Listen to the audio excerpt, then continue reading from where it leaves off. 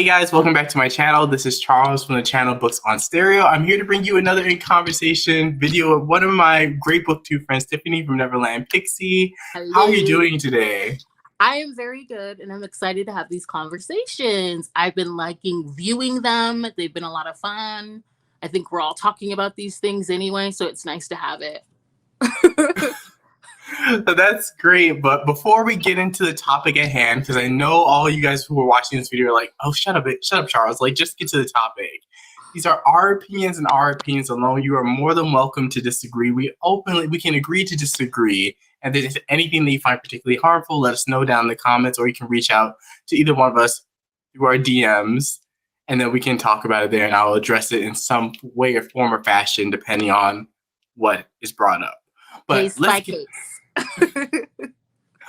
let's get into topic at hand. Dark romance. So dark romance is like it's really like the elephant in the room in the romance book world in general. It's like this closed off corner where it's like, oh no, that's dark romance. And I don't think a lot of mainstream romance readers really kind of understand what constitutes dark romance and what dark romance actually is. So like, to me personally, dark romance is, it deals with more heavy-hitting, maybe more taboo subject matter, but you still get the confines of what makes a romance a romance. So you still get the happily ever after and all that stuff. I think in a way it allows you to indulge and be put into scenarios that maybe seem like deemed like a social, like deviate from social norms in society. But how do you define dark romance? I definitely agree. I think I see dark romance as covering heavier topics and featuring complex relationship dynamics, and the degree to which the author covers that can vary. So I'm expecting there to be dubious consent or consensual non-consent, maybe domestic violence, sexual abuse, psychological, abuse ad infinitum. And so while having those heavier topics result in an HEA, with romance being the primary, storyline. That's what I see it as. Yeah, because that's a little bit interesting. Because while you were talking about that, I kind of thought of like what kind of separates a dark romance from like maybe like a heavy-hitting contemporary, if that makes any sense. Yeah. Because I feel like genre classification is such a tricky slope, especially when you have like women's fiction and then romance, and then you have to like deal with like how much, like there's no like percentage of like how much the romance has to be featured. So I kind of feel like, and like even with dark romance, if we say like heavier topics, it can be a hard-hitting contemporary like Long Shot by Kennedy Ryan. I wouldn't classify that as dark romance. Yeah. But it does feature very triggering and very heavy subject matter. So I was like wondering, is it more just like a marketing tool to say like, hey, this is like potentially, you get your dubious consent, you get kind of like your kind of kinky taboo-ish type stuff, and then you just have taboo the rest is of different romance. from dark too. I think taboo is a completely different animal than dark romance, and it does get tricky because I think at some point it possibly gets subjective. Just like the word problematic is very subjective word, and I kind of like there being some like open-ended question about it, because anytime you try to define something, it's finite and you stifle it, in my opinion. So like Long Shot could be dark for some, not for my reading tastes, but it does have heavier themes. I think that's interesting too when you bring up taboo, because you can have like, that's the thing that's so interesting about romance. I think there's general classifications that we all can agree on and publishers agree on. But then within the romance, like reader community, there's so many different subgenres that we kind of put books underneath that I don't think a lot of readers, like widespread readers, will understand about the romance genre. They're like, why is this dark romance if it features like domestic violence, but yet this contemporary that has domestic violent plot elements too is considered a contemporary? Yeah. It's a weird conundrum. It's the same thing with like fantasy and paranormal. Whenever there's a readathon, I'm like, is there magic? You know what I mean? So there's magic, but then there's vampires. So the vampires makes it paranormal. But if there's magic, it kind of like blurs the lines as well. Is it a high fantasy like romance? Like that can get tricky too when I'm like building TBRs for readathons. I'm like, I are the completely werewolves? Are agree. the vampires? Like I have to make sure that this is actually paranormal and not fantasy. And then Or vice urban versa. fantasy, that Yeah. just kind of changes rules because urban fantasy is like basically a mix.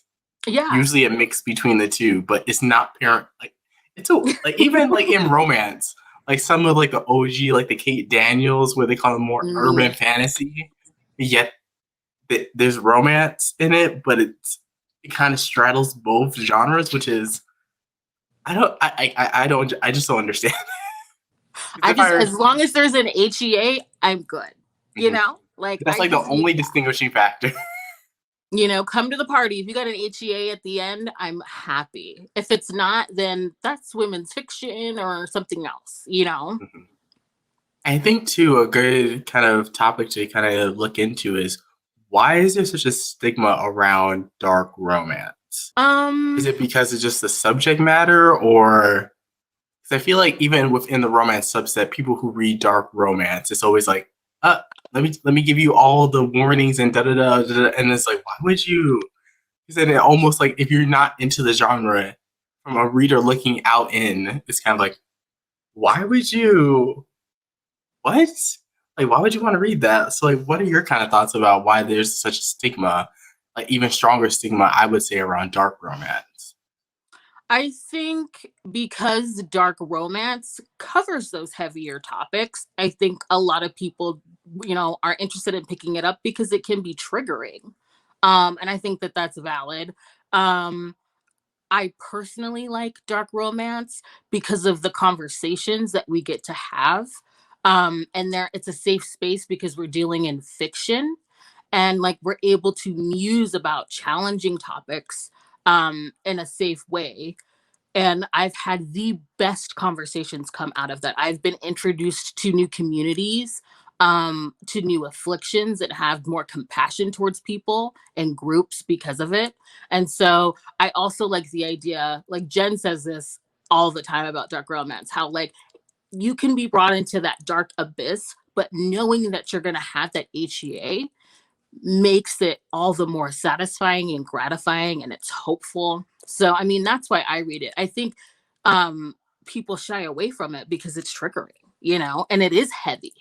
And you know, sometimes people don't want to open that up and go to that space. I always want to go to that space. I always want to go to that space because it's validating and it's affirming. And a lot of the things that are within those pages, within the dark romance genre, I feel like those struggles are honored, and we get that hope and that HEA. I love it. Like despite all of that, they still find love. And I love that message. I definitely agree with like some of your like what your reasons of why you read dark romance. I think one of the things is that I love to see how far, like, it's not even how far an author can take, but I like to see, I think it shows author's skill to handle dark subject matter and still manage to make the couple work without one of my kind of gripes with the HEA, and it's not always tied to dark romance, is sometimes when essentially the author tries to rectify every bad thing that one of the characters has done, and it just ends up with this super sweet like he or she or they or them are like this squeaky clean image. Everything that they done was just like still like, oh okay, like, especially with cheating books and how that usually pops up in dark romance and stuff like that. I'm like, okay, like you can still have the happily ever after and not fully have to redeem your characters. I think you can make them go through the apology and make them work through it, but I like it because it really kind of shows me like the authors that they really understand what they're doing. They understand their story and their characters. Because I feel like with dark romance, you have to find a way. Because I think sometimes authors can push it too far. Yes. What the hero or heroine does, I'm like, okay, like I know we're in a romance and you're gonna get happily ever after, but I'm like, that's like a hard no. I like when authors can like do the hard no-nos and still make it work at the end. I'm like, you're a true gem, because that's hard to like, because it's hard to make any one of your main two characters unlikable in any type of the sense. Like to see that journey and to take that journey with those characters, especially when it's done well. Like I love it. Like, and just because it's dark does not necessarily mean it's going to automatically be super steamy or erotic. Like, No, there's levels. So, like, there's I levels, think and it's this. like, is it gratuitously dark? Mhm. Do I believe it? And I too can't stand that. I don't feel like there always has to be a grovel or like redemption arc in order for a character to find love. That's not the messaging I'm trying to receive in my personal life. I've made mistakes, but I'm lovable. I don't know. Mhm. I think I try to like mirror that in the things that like I read. So same. It takes a really like skilled hand to like weave that in and like get us to love the villain and the anti-hero. There's a certain line, you Mhm. know. It's So a very hard line to toe. yeah, And it's kind of hard to going do. and kind of going back to the classification of like dark romance. I've noticed on Amazon, this is kind of very kind of like superfluous, but it's not really a built-in category that I know of. Like when you like look at books like Goodreads or Amazon or any type of ebook retailer, it's more just like it says "bully me" in like parentheses. It says a dark college-age romance or something like that.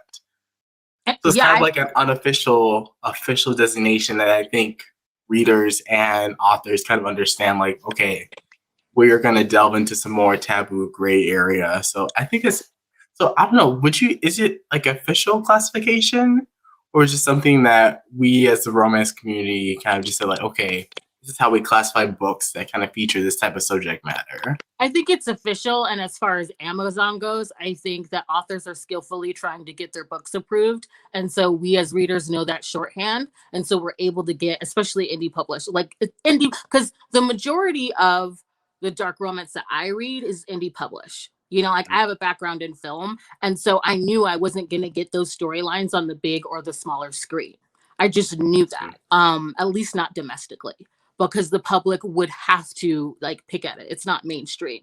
And so I think with Amazon, when you see those like long titles, and like even after talking with Pam Godwin on Jen's channel, like there are hoops that they have to jump through to get these books approved. And I think that's why there isn't like a section, you know, at least on Amazon. Yeah, and there's like really interesting points that you brought up. The difference between traditionally published and the indie published scene when it comes to dark romance. I would say, like, just going off of what you said about how those stories, if they were mainstream, they would just get ripped to shreds. Because people are like, oh, this is so problematic. Why would you ever want to read this? And it kind of makes sense. Like, you really don't see. I would say like the darkest that I can think of is like maybe like E.L. James with the 50 Shades, but I wouldn't even call that necessarily Oh, dark. it's It's not dark. more, but Well, yeah, the way it, they portrayed BDSM, yeah, which was just mhm, awful. But but yeah, I wouldn't consider that dark. Like I would love to see like Pam Godwin get optioned. Will she? And then would I love to see her get optioned and see them like warp her work? Not so much. So mm, like I'm happy that she's in the like, you know, indie published space so that I can enjoy her beautiful brain and her stories in their totality, you know? Cuz I mean, I think really that's why they don't have a classification. I mean, mhm, Amazon can be ruthless mhm. in terms of not approving things and taking things down because it's That's their true. prerogative to do so. And like I do kind of see like maybe I love Netflix, but I definitely see like what they've been doing in the romance space has been very interesting with 365 days. And I would say that's dark mafia. I would kind of classify it as both. It is quite dark. It's a captor captive storyline. So I'm Yeah. like maybe with the success of that and the continued success of that, I definitely think, especially with like Bridgerton, I think is showing that I think people want these types of stories, but I think we're just so conditioned as a society to kind of shy away from more taboo subject matter or like stuff that's highly erotic in like mainstream conversations. So that's why I think like especially when 50 Shades popped up, it was like considered like what, like mommy porn? Like, it was like the cover with just like a Yeah, mask mama. on. Like because it's like everyone was reading it on their Kindles and everything. So it's like Mhm. this is just I think it ties into a lot of like the bigger stigmas against romance in general, but I think people crave those stories. I think it's a lot of shame the internalized shame when it comes to a lot of these stories, especially if you're not in the romance, already reading romance. I think we're now starting to see like, yeah, there's a market and people really want these stories and they will support them. And that's what it's about when we're talking about television and film. And I think Netflix is a really great example because they're their own entity.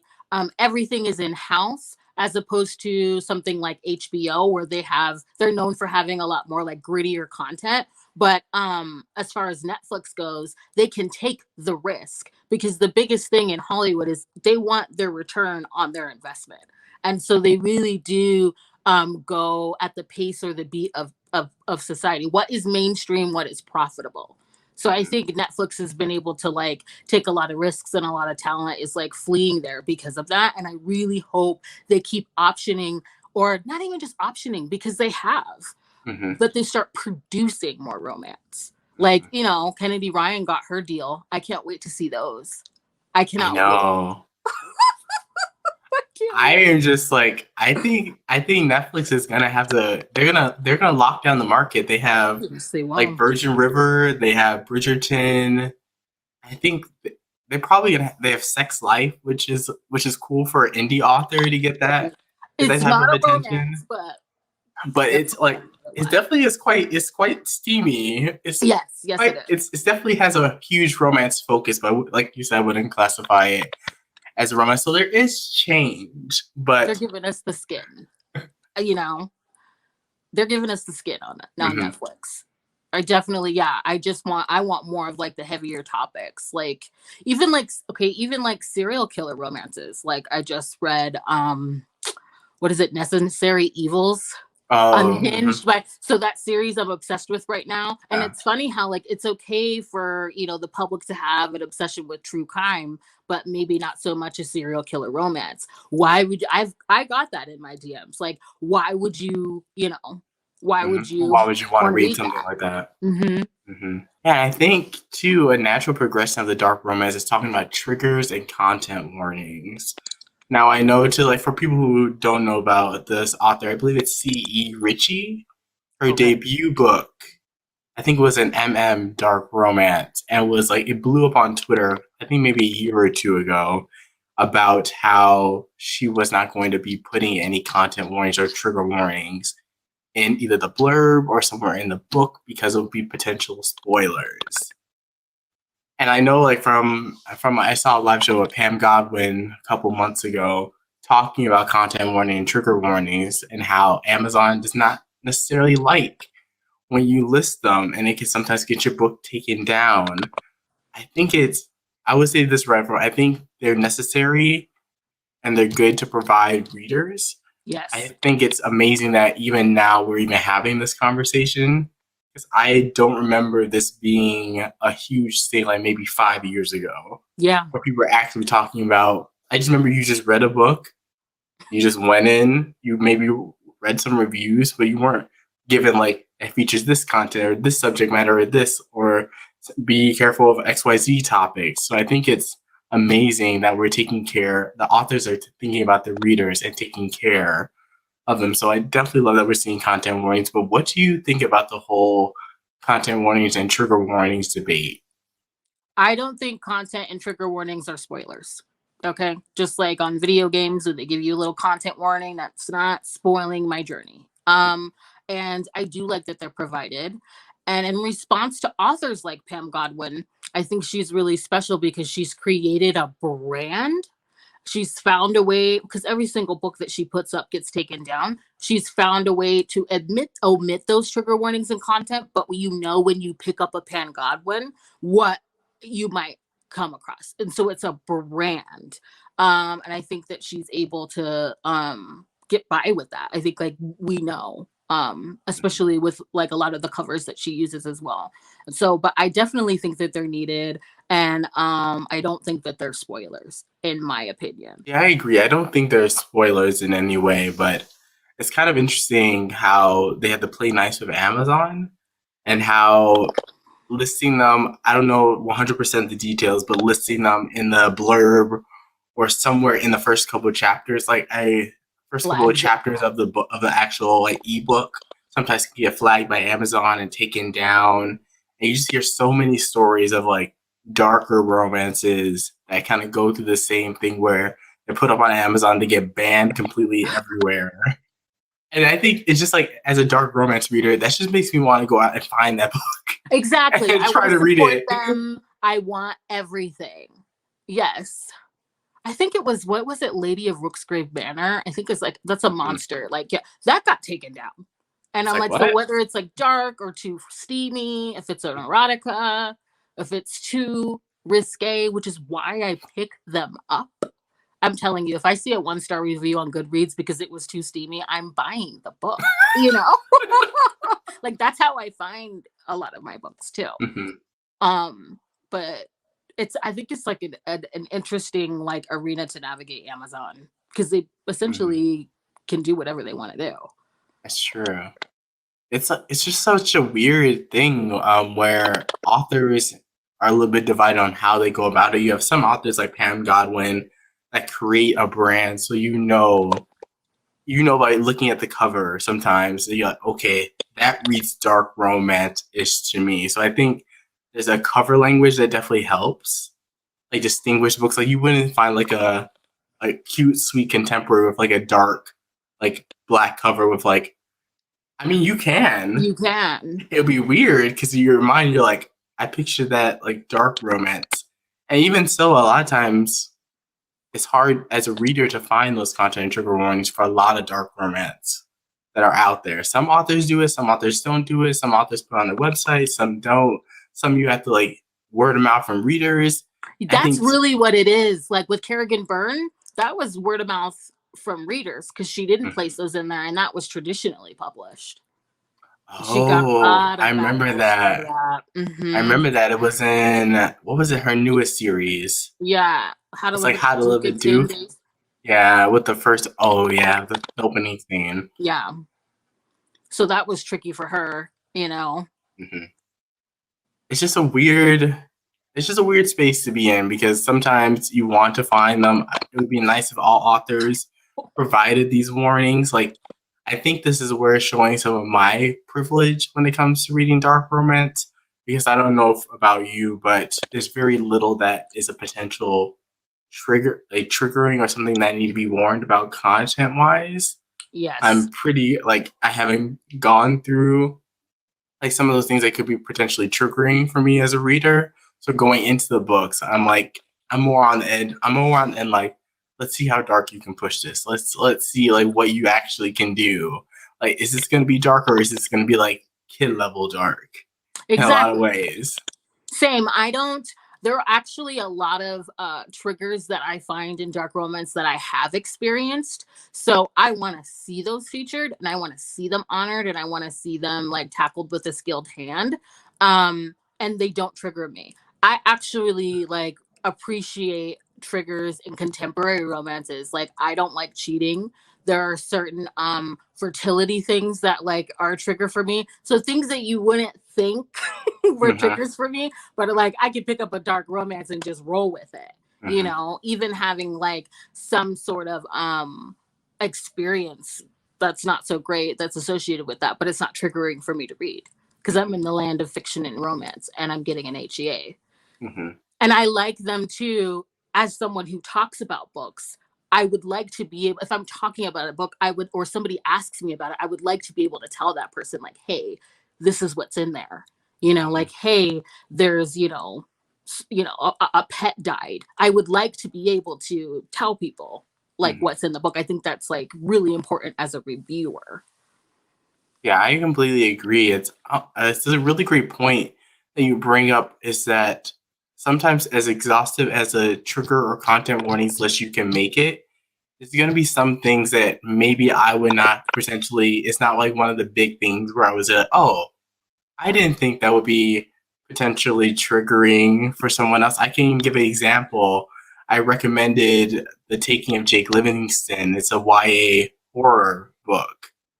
I was recommending to a friend, and I was like, oh, when I watched that person's review, I was like, oh, it does feature a school shooting like that. It didn't register to me like as that being a potential like trigger or content warning, because I got an art from the publisher, and I was like, oh, I didn't think it was like, it was definitely featured, but I didn't think it went into much detail. But when I saw that, I was like, oh, I've been like, I did not even focus on that. Like, Yeah. I kind of like, it's like even the way that happens in the book is not like really foretold on the synopsis, if I'm remembering correctly, is hinted at. I was like, I did not even think about that as at all, and I was like, Yeah. oh wow, like I love this book, but I was like, oh, I can totally see that. So I think there's blind spots too, and that's Yeah, why I there are. think dark romance is so hard to recommend to readers, because there could be something like that you might not even see within the narrative that someone will be like, oh wait, like, oh, that's in here, like why didn't XYZ reviewers tell me this? So Yeah. like, what are your thoughts on actually recommending and giving recommendations to people when you're kind of talking about dark romance? Because I think even the romance community in general, that's a genre that's kind of put like a red tape on, where you just kind of like, I like this. If you want to try it out, here's what I identified in it, but go in it at your own caution. Which Yeah. for me, as like if you're a casual reader, that's kind of like, oh, like I'm gonna steer clear.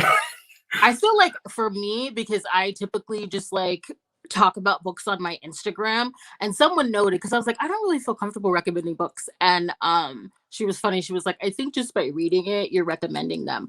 And I think that's so true. Like, I read the things that I love and I update on them. And particularly when I was reading Pam Godwin's Deliver series, like I made sure to note what I could. And I just said, like, if it's dark romance, you should look up the trigger warnings.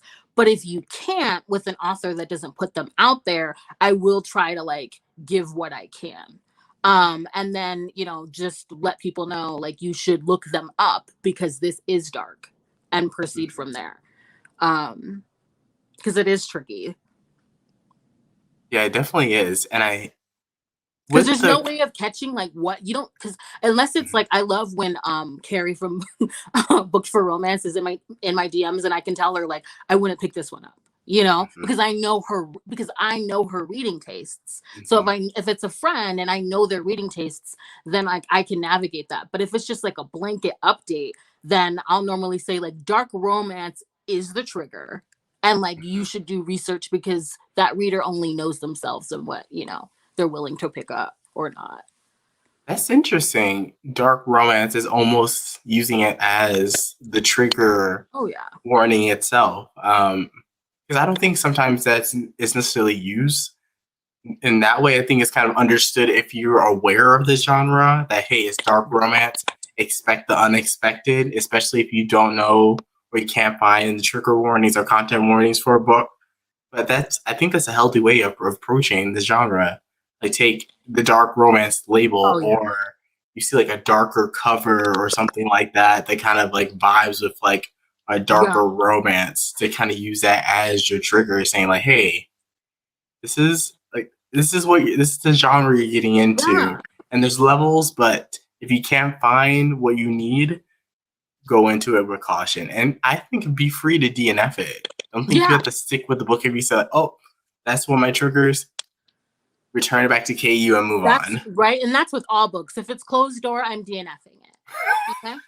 If it's a slow burn that doesn't burn, if it's not scalding, if a glance isn't steam, I'm DNFing it. That goes with like anything. Do not read books you don't want to read. I definitely agree with that. So everyone recommend Tiffany like close door romances and not tell her. And just wait for her Instagram update. And she's like, okay, we're about 50% in the book and nothing has really happened. Yeah, like lukewarm, like not slow burn, but lukewarm. Like I don't enjoy that. So if you pick up a dark, also like if you like dark romance and you're being scrutinized for it, read and enjoy in private. Like just enjoy them. Because I've had people in my DMs and I'm like, they don't have to know what you're reading. Just enjoy it.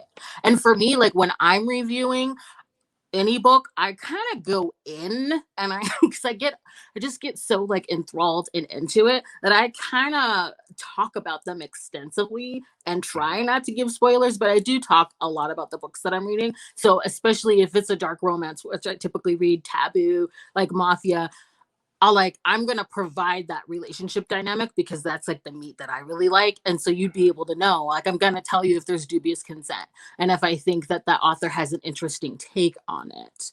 Mhm. And consensual non-consent, and if that author has made me look at that in like a different way. Has this There's been a few books lately, like Bait from Jade West, where Mm. she made me look at consensual non-consent um as if it wasn't taboo, Mm. because it was the one thing that brought these two people together, and Mhm. it was a forbidden element that they were able to explore with one another. And how can I say that's wrong if they both feel free in that?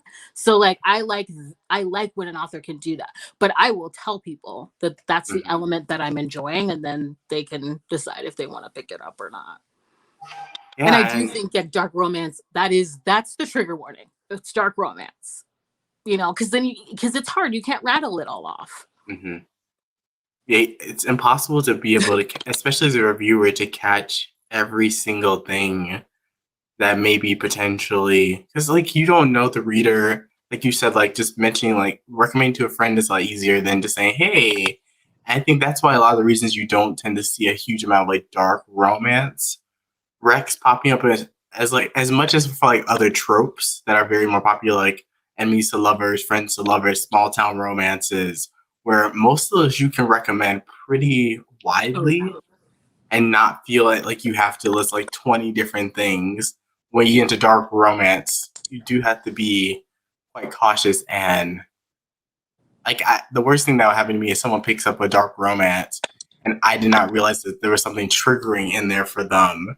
And then they get angry at me for recommending. I was like, that's the Yeah, worst feeling that ever happened. But uh, giving one of the things that I wanted to kind of touch on with dark romance as well is, do you think a lot of times they get passes for featuring more problematic content because it's a dark romance? 'Cause I think, absolutely not.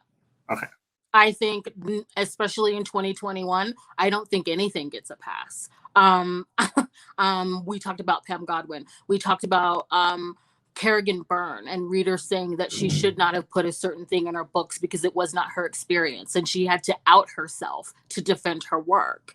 I don't think that it gets a pass. I think it has a stigma. Um, and I think the word problematic is subjective, and I think that the content ruffles enough feathers, and I don't think it gets a pass. The authors don't, and I think sometimes as a reader, we don't for Mhm. reading it. Yeah, I completely, because like that's one of the things that sometimes I notice with dark romance, and I'm reading the book and I'm like, wait, wait, wait, wait, wait, wait, wait.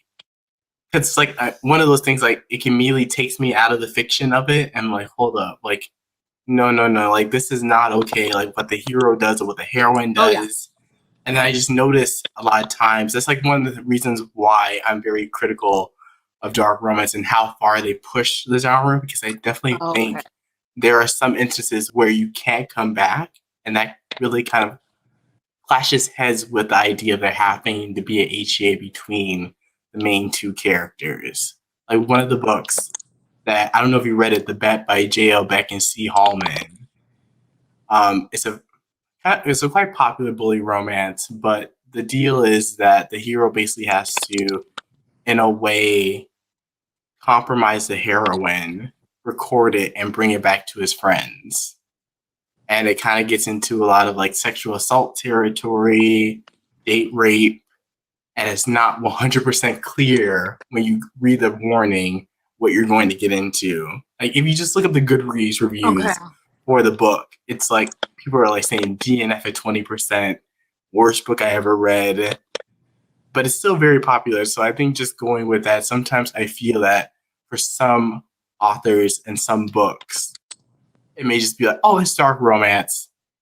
Oh, it's okay. Or some of the Okay. things that some readers are willing to forgive in a dark romance is that, oh, the hero does XYZ to like solve whatever happened or to absolve himself of some of the actions that he committed against the heroine. And I think a lot of times a lot of romance authors don't do the necessary work to bring that character where they need to be in order to make that pairing work.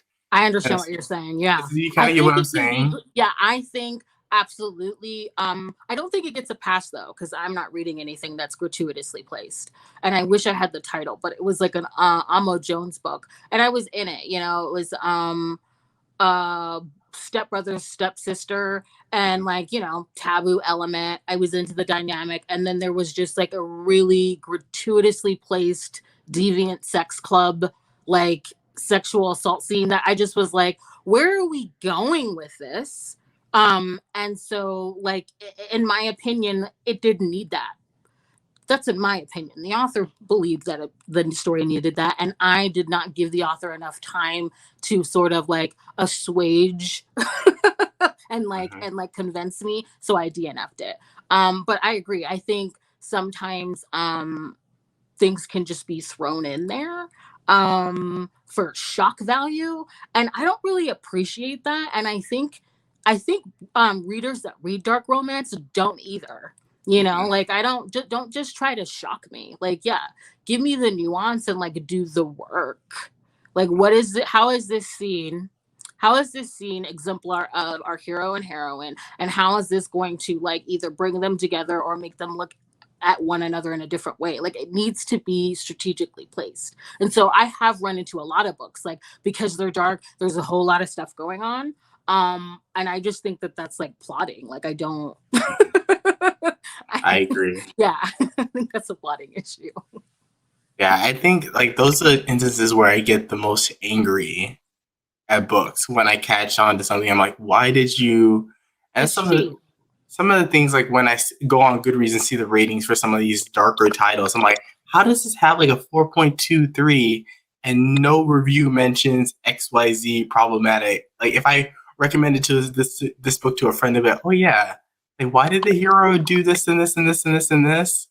It's I think it's sometimes the readers, depending on the author, give that not like a pass, but then the ratings don't and the reviews don't reflect like, okay, why did anyone mention out of all the about XYZ problematic content? Because I think one of the things that authors do is sometimes take a side character and make them even worse.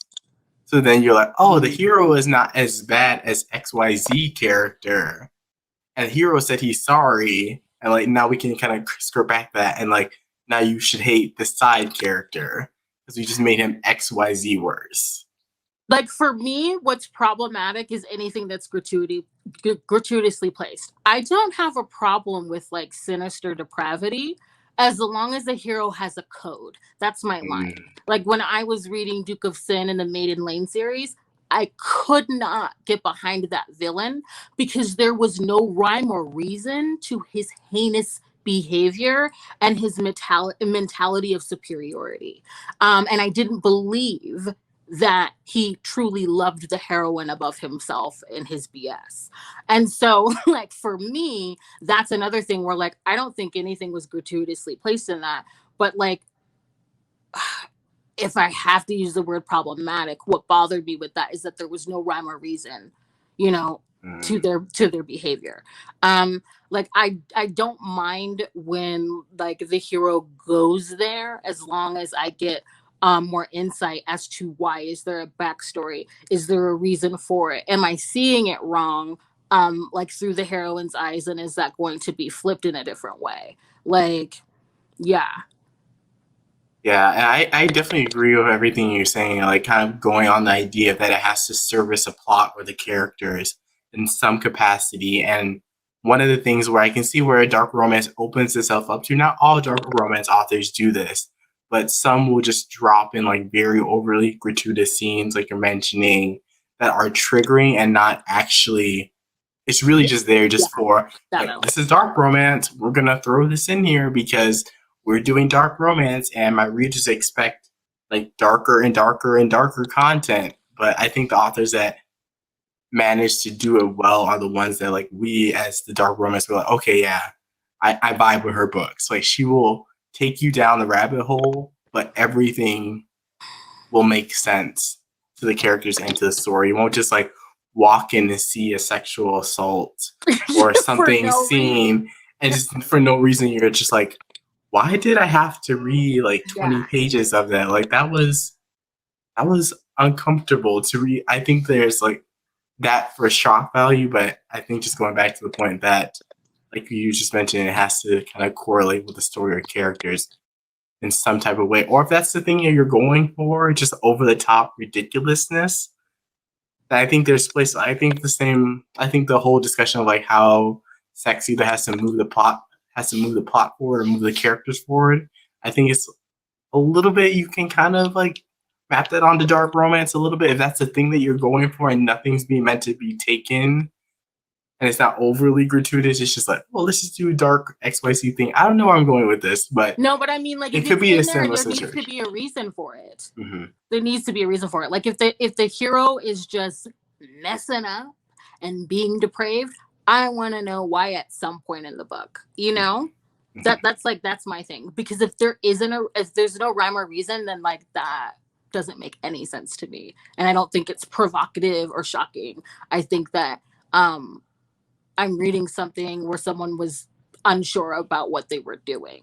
And I don't have time for that because I read about 1 to 2 books a day. So I don't have the time, you know what I mean, for that kind of foolishness, in my opinion, as a reader. And there are so many dark romance authors that just have like a delicate hand. Like, I love when they can take these heavier topics and really like move me or align me with these characters and like put more depth and weight onto their message. There's so many authors that are doing that. And I think that's why we love it, you know? Yeah, I completely agree. Like, I would say it's interesting kind of like watching like dark romance from where it was like 5 or 10 years ago to like the type of romances that you're getting now. Yeah. Where, I mean, sometimes the authors do a ton of research on whatever kind of potential triggering things that they have in their book. And they actually, a lot of times, they may not publicize it, but a lot of times they do the actual work to make sure whatever they're putting in their book like resonates and is like true to life, where people, or someone experienced that, they're like, oh, I like that you put that in there and how you handle that and how that kind of influenced what the character's journey or XYZ. Yeah. So I'm wondering, do dark romances have a place in the current like mainstream romance community, or will it always remain like a subset that only some readers flock to? I think it has a place because I feel like to say that dark romance doesn't is to say that our afflictions and our struggles and our soul sickness doesn't have a place. And I've never been a fan of that kind of censorship or messaging. So it absolutely has a place. Yeah, I agree too as well. I think just like one of the instances where mafia romances, for the longest time, I usually just assume mafia. It usually gets shuffled under the dark romance category in my mind. Oh yeah, no. But nowadays, like you're getting mafia, even like just now the mafia romances that are out there, they're doing such unique things within the confines of what what could be like not problematic, but could be bothersome. Some of the things that you have in romances, some of the tropes and some of the dynamics that you see, but they're doing it in a way that still honors the traditions of the mafia route, but then they're kind of flipping it the switch with the characters and the world that the characters inhabit. So I'm like, I personally think dark romance has a place. I just think, just like with everything, it needs to evolve and become more conscious of what it's doing in terms of its stories, in terms of its characters. Because I think we as readers, especially those who care about dark romance, we demand better from our books in this genre. Like we're not just going to take shock value over shock value every single time. Like we want real stories where you delve into these topics, but is there all for a reason. And like what you mentioned earlier in the video earlier about Jen's comment, that you can go into the abyss and see that light at the end of the tunnel because there's going to be an HEA.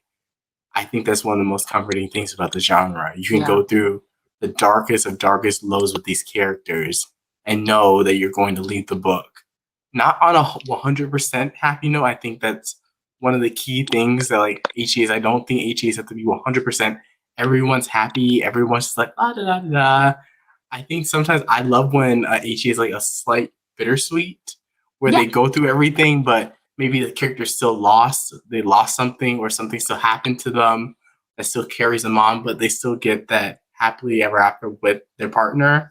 I love that I because love then that. it's just like I think it's sometimes I think one of the biggest flags that romances get is that HEs are usually overly sweet.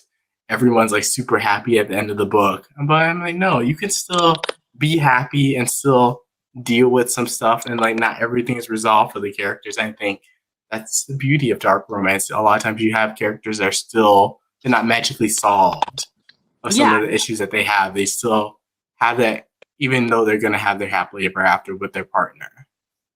Yeah, I like that too. My thing is like tie up the external conflict like a freaking French braid and leave the internal open. You know, there's no timeline for healing.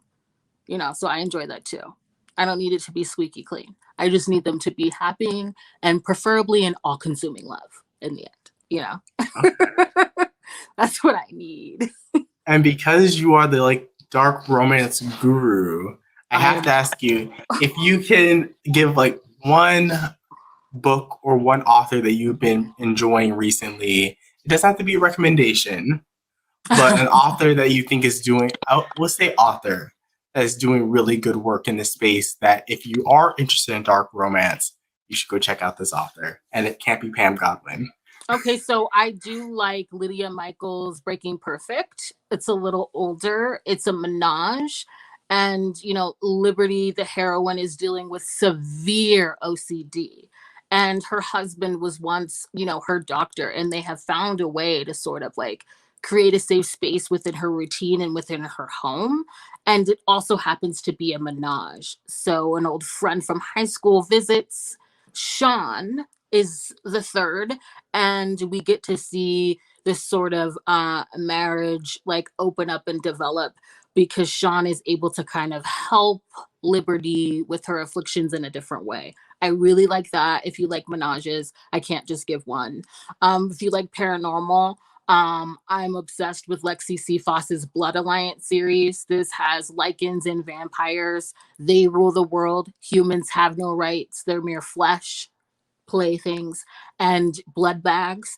And so there's a lot of interesting scenes that have to do with dubious consent because they have no rights. And each hero is either, you know, a lichen or a vampire that's risking their status within this society in order to change the world order because they do not believe in the mistreatment of humans. So that's like really sexy. And I think it's an interesting way that she deals with dubious consent.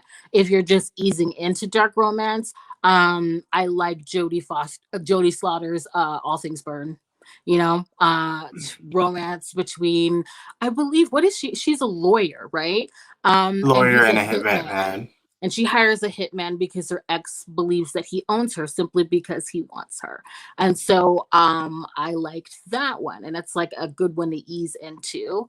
I also like if you like BDSM dark. I'm not sure if like Lessons in Blackmail is dark, but I do like it. It's on the shorter side. It does cover BDSM. It's a teacher student romance, a bit of an age gap as well. And as a submissive, it really calms her anxiety. That practice, she found BDSM and her student finds out about it. So that's very sexy and hot.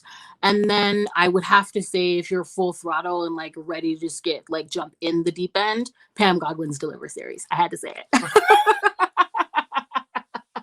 I will let that one go because you managed to go through all your recommendations, and I was like, okay, I know Pam Godwin has to come up, so I will allow it. I will allow that one. Yes, and Unnecessary Evils on Lee James. I love that series. Oh, that's a good one. Serial I told you it was good. It's I saw you picking good. it up. I was like, you're gonna love it. I love it. The second one was good. Like I'm just like waiting because I picked it up. I picked up Unhinged like 2 days before Psycho came out. So I was like, this is great. Like I'm getting the second one. The second one was delicious. So I'm so mad. I read the first one like maybe 3 months ago. And Oh, I'm like very underneath other books. So I'm Oh my like, god, that goes. I can't just pick you up right now. I have library books staring at me like you're gonna read me now because I'm due back soon. Oh my god. And I need to organize. I need to watch Bree from In Love and Words, her like tutorial on organizing your Kindle. I need to watch that. Because I feel like your Kindle will be very scary. well, yeah, it's like I try to keep my mom out of there. She's always like reading my smut. So yeah, I gotta figure out how to lock it up. But yeah. But any final thoughts or any takeaways that you have from this conversation that you would like to say before I wrap us up? I would say, like I've said before, if you think that you would be interested in like complex relationship dynamics and heavier topics and you think that you're getting shamed for it, read it anyway. Enjoy it. And that like I like conversations like this and those that come out of like these dark books. I think there's a place for them. And I just like keep writing them, keep growing, keep evolving. So I had fun today. Thank you for having me. Yeah, thank you so much, Tiffany, for coming on my channel. I like when I saw this topic, I was like, I can't do it with anyone else but you because I'm like, I know it's gonna be so good. And I hope you guys watching this video enjoy this conversation. Let us know down in the comment section down below what you think about dark romance. I would love to hear you guys' opinions and thoughts, reactions to anything that happened in this video. But thank you again, Tiffany, so much for coming on my channel. And I'll catch you guys all with a brand new video. Bye, everyone.